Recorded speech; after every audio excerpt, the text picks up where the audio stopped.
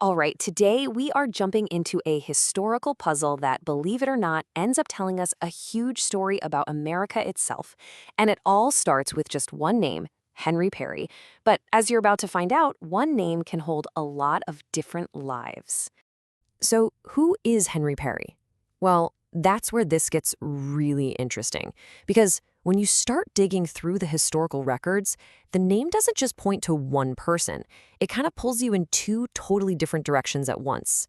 So on one hand, you've got this 19th century soldier, a filibuster, which back then meant a kind of freelance military adventurer who was actually commanding a rebel army down in Texas, a real man of action.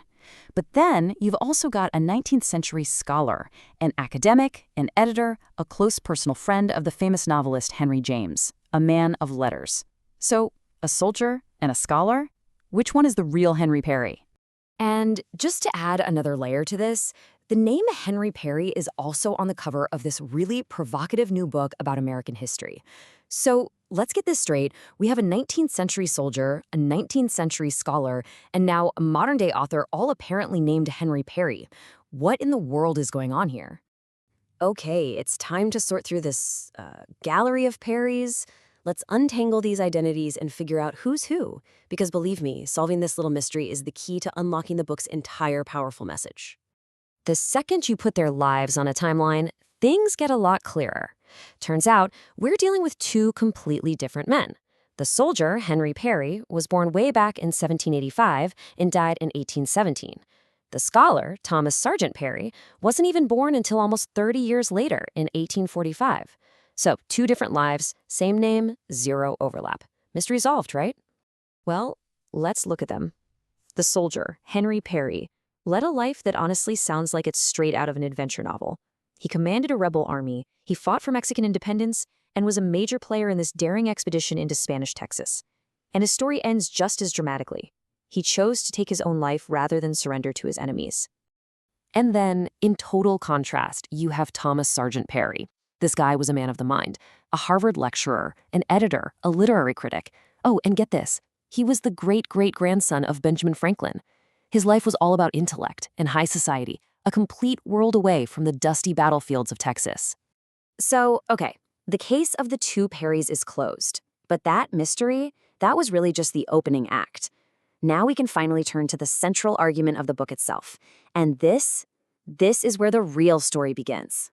The book kicks off with this really powerful and kind of counterintuitive idea.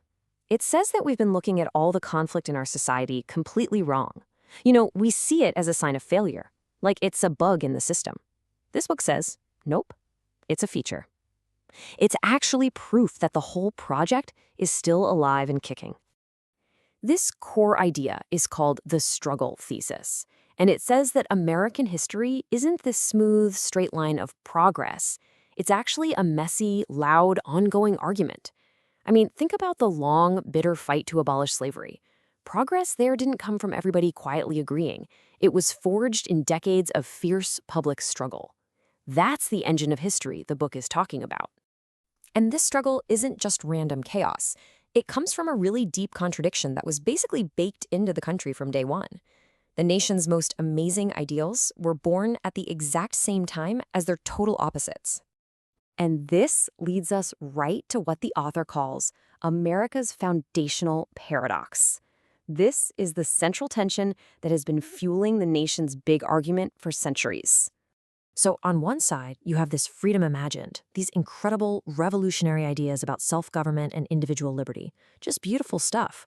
But happening at the exact same moment, you have freedom withheld, the brutal reality of indigenous disposition, of slavery, and the exclusion of millions from those very promises. And the book does not pull any punches about the heart of this paradox. It makes this incredibly stark statement.